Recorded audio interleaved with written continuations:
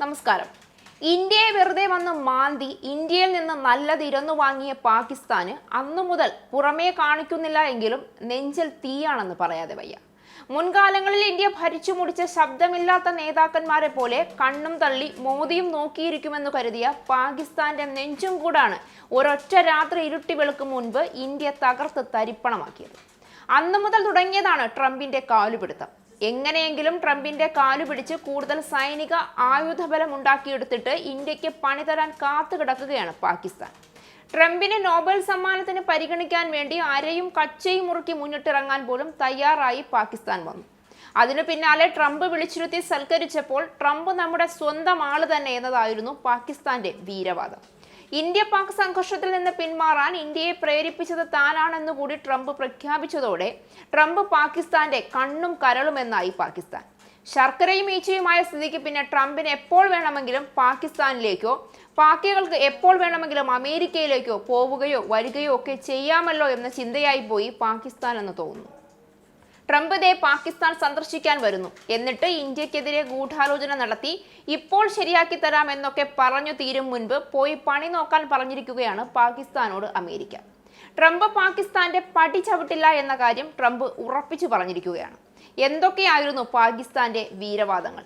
മലപ്പുറം കത്തി, അമ്പും വില്ലും. ട്രംപിനെ മുൻനിർത്തി ഇന്ത്യ പാകിസ്ഥാനോട് ചെയ്തുകൊണ്ടിരിക്കുന്ന പ്രതിരോധ നടപടികളൊക്കെ നിർത്തലാക്കി സിന്ധു നദീജല കരാർ പുനഃസ്ഥാപിച്ച് തക്കം നോക്കി ഇന്ത്യക്കിട്ട് വീണ്ടും പണി തരാമെന്നു കരുതിയ പാകിസ്ഥാന് ഇത് വല്ലാത്ത നാണക്കേടായി പോയി എന്ന് പറയാതെ വയ്യ. US പ്രസിഡന്റ് ഡൊണാൾഡ് ട്രംപ് സെപ്റ്റംബറിൽ പാകിസ്ഥാൻ സന്ദർശിക്കുമെന്ന റിപ്പോർട്ടുകൾ തള്ളി വൈറ്റ് ഹൗസ് തന്നെയാണ് ഇപ്പോൾ രംഗത്ത് വന്നിരിക്കുന്നത്. പാകിസ്ഥാനിലേക്കുള്ള യാത്ര ഇപ്പോൾ നിശ്ചയിച്ചിട്ടില്ല എന്ന് വൈറ്റ് ഹൗസ് വ്യക്തമാക്കി. ഡൊണാൾഡ് ട്രംപ് സെപ്റ്റംബറിൽ പാകിസ്ഥാൻ സന്ദർശിക്കുമെന്നും തുടർന്ന് ഇന്ത്യയിലേക്ക് പോകുമെന്നും പാക് TV ചാനലുകൾ റിപ്പോർട്ട് ചെയ്തിരുന്നു. എന്നാൽ ഇതേപ്പറ്റി അറിവില്ല എന്നാണ് പാക് വിദേശകാര്യ വക്താവ് പ്രതികരിച്ചത്. ഒന്നും പറയാനില്ല എന്ന് ഇസ്ലാമാബാദിലെ US എംബസി വക്താവും പറഞ്ഞു. സന്ദർശന വാർത്ത വൈറ്റ് ഹൗസ് നിഷേധിച്ചതിനു പിന്നാലെ 2 പ്രധാന ടെലിവിഷൻ ചാനലുകൾ വാർത്ത പിൻവലിച്ചു. സ്ഥിരീകരണമില്ലാത്ത വാർത്ത സംപ്രേഷണം ചെയ്തതിൽ ഒരു ടെലിവിഷൻ ചാനൽ മാപ്പ് പറയുകയും ചെയ്തു. ഇന്ത്യ, US, ഓസ്ട്രേലിയ, ജപ്പാൻ എന്നിവ ഉൾപ്പെടെ ക്വാഡ് കൂട്ടായ്മയുടെ അടുത്ത ഉച്ചകോടി ഇന്ത്യയിലാണ് നടക്കുന്നത്. ഇതിൽ ട്രംപ് പങ്കെടുക്കുമെന്നാണ് അറിയിച്ചിട്ടുള്ളത്. എന്നാൽ ക്വാഡ് സമ്മേളനത്തിന്റെ തീയതി തീരുമാനമായിട്ടില്ല.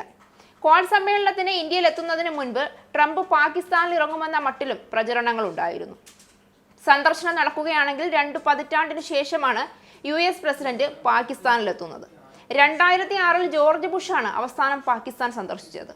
ഇന്ത്യ പാക് സംഘർഷത്തിനു ശേഷം കഴിഞ്ഞ മാസം പാകിസ്ഥാൻ സൈനിക മേധാവി അസീം മുനീർ വൈറ്റ് ഹൗസിലെത്തി ട്രംപിനെ കണ്ടിരുന്നു. ഇന്ത്യയിലേക്ക് വരുന്ന വഴി പാകിസ്ഥാനിൽ കയറി ചായയും കുടിച്ച് തീവ്രവാദികളുടെ സുഖവിവരവും അന്വേഷിച്ചാണ് വരുന്നത്, നമുക്കും അങ്ങ് പിടിപാടുണ്ട് എന്ന പാകിസ്ഥാന്റെ വാദം ഇതോടെ തകർന്ന് തരിപ്പണമായി.